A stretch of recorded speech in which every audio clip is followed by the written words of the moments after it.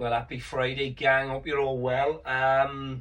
Just wanted to do a video today on, it's a bit of a sensitive one, and again, these videos, whenever I talk about them, they only come from the experience I had with with my wife over the 12 years she was battling multiple, cancers. And it's something that I've spoke to a lot of people who are going through cancer, a lot of families, a lot of people over the 12 years, as you can imagine, in various countries. And there's one common thread that pops up, and it's when you hear the words, when a medical professional thinks it's their right to tell you how long they think that you've got left to live. And for me, it's the most disgraceful thing one human being can say to another.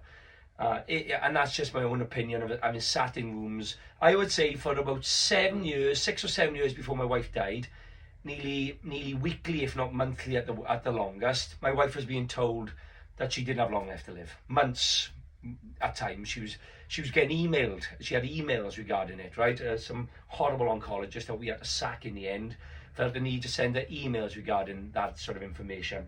And let me just speak from experience. It's the most least helpful, the most harmful thing, the most disgusting thing you're likely to hear. When someone's going through cancer, they've already been given the news. They already know their back's against the wall. They don't need to be told by a person who, by the way, is guessing, because nobody knows whether you're going to live, die, or anything in between is the reality. Me, my wife, any medical professionals, any alternative therapy professionals who have been a part of our journey, nobody knows. Nobody knows, so when that person decides to tell you how long they think they got left, they can only assume they're judging off the back of what they think that you're going to do with them. Which, just be honest, most people are looking outside the box if they've been told they got stage 4 cancer. They know that they've got to reach outside the box, because that's someone saying that your back's against the wall, there's not really much we can do for you. Now we're going to, so they're going to work it out. You have not got to tell them, or a medical professional is not going to tell a patient, keep reinforcing the most horrific thing that they could use, that they could say, that they're going to die. And let me tell you where this ends up going in medically. Every time they hit you with that, they tend to follow up with, but if you take a load of these drugs, usually chemo or radio, we can extend it. Fear, offer the drugs. Fear, offer the drugs. I'm not sitting here telling you that that's the deliberate plan of action, but that's what happens. That's what happened nearly every single month for about the last 7 years of my wife's life. And it's horrific trying to pick a person up when they keep getting these knockdowns. We used to make a bit of a crack and joke about it at the end. I remember once when this woman had sent her an email saying she's going to die in 3 to 6 months' time. Well, we booked an holiday 4.5 months down the line, and we did 2 weeks hiking and exploring in Forteventura. I remember we had a chuckle about it. I used to say to her, I tell you what, babe, for a dead person, you were hiking well.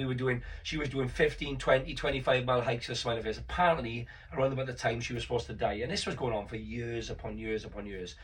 My call is, if you're involved in a cancer journey, if you're a patient, tell all the medical professionals to keep them words out of their mouths. You do not want to hear them, unless you do, and that's fine as well, by the way. But I can tell you now, that's all they're going to do is bring you harm, is bring you doom and gloom, is knock you back. They are not going to help you when you're trying to move forward, when you're trying to work, when you're trying to get inspired and motivated and focused on keeping yourself alive. What you want is to try and stay alive. And they might have their opinion, but they can keep it to themselves, and that's fine. Unless you specifically want to know. I'm not sure why you want to know. A person taking a guess on how long they think you got left. I don't really know what goes on with it. It's a form of control. It's a fear-mongering tactic. It's narcissistic in my eyes, and it's irresponsible, to be honest with you. And as I said, it was causing my wife horrific PTSD. And if I had my way again, from the first day, I would tell every single person when I met them for the first time, do not say them words to my wife. Do not say them to me, and do not say them to my wife, because that's not what we want in our journey. Our journey, I want to keep us focused. But I kept them to pick up the pieces, and in the end, I was really kicking off about it. Anytime someone mentioned that, I'd say, well, there we are. If she lives a day longer, I'm going to sue you. How does that sound? Now, they don't like that sort of language, because you're hitting them backwards, but just keep it out of your mouths. Unless specifically a person feels the benefit of hearing it. If a person reached out to me, I would tell them, do not put it into your structure. Do not have someone telling you them words. And it's something I hope this lands in people who are going through this process. And you go in, you tell your medical professionals, I don't want to hear it. I'm going to live a lot longer than what you think I'm going to live. I don't want to hear you tell me how long you think I got left. They can work with you. What about if they say this? Okay, okay, let's call a person Sarah. Okay, Sarah, we got some bad news. You have cancer. It's in various locations, which means it's stage 4. We're up against it, our backs against the wall, but what we're going to do is come up with a plan that we're all a part of, and a plan that you feel confident with, and we're going to make sure that we give these terrorists hell, the terrorists that are sitting in your body. What about that? What about something like that? You know, that the person gets a little bit of, I don't know what, you know, we're all in this together, we're all going to move forward. Not someone saying, oh, it's okay to die. It's not actually. Nobody wants to leave their loved ones behind, and when your time comes.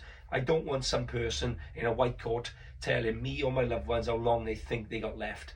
If you're in that position, guys, and you're really not comfortable every time you hear it, just tell the person to keep it out of their mouths. Tell all your medical professionals to keep them words out of their mouths. You don't want to hear it. And if you're a partner supporting a loved one, maybe pull them to the side, because you got to pick up the pieces of when they keep harping that message down the line. And it's horrible. I heard it week in, week out, month in, month out. It's fucking horrible is the reality, right? I know how bad it feels to me, so God knows how bad it was feeling for my wife. It was traumatizing her. And it took me a lot of hassle to really get that thing thrown in her mouth. In fairness to one of the leukemia specialists, he went up the wall when he did, and he was a proper doctor. He'd been around a long time. He understood the art of customer care, and he understood the art of inspiring and motivating and focusing clients outside the medical world. He was a good guy, and he really ripped this lady apart, who was just traumatizing my wife for every opportunity. So as I said, I'll leave it with you guys, but do not have them words in your journey. Get them out of there as soon as you can. They should be banned, is the reality. Nobody should be able to tell another human being how long they think they have left, because we don't know. And that's the bottom line. They got it wrong every single time. I mean, at the end, they got it wrong. When they thought she had weeks left and she died a couple of hours later. They got it wrong at every opportunity. Don't have it. Get rid of it.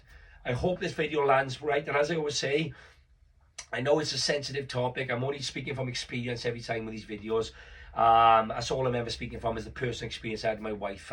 And if you disagree with the message, that's fine as well. You know, we're all in this journey. We all think differently about things. But you have a fantastic day, and we'll catch up soon.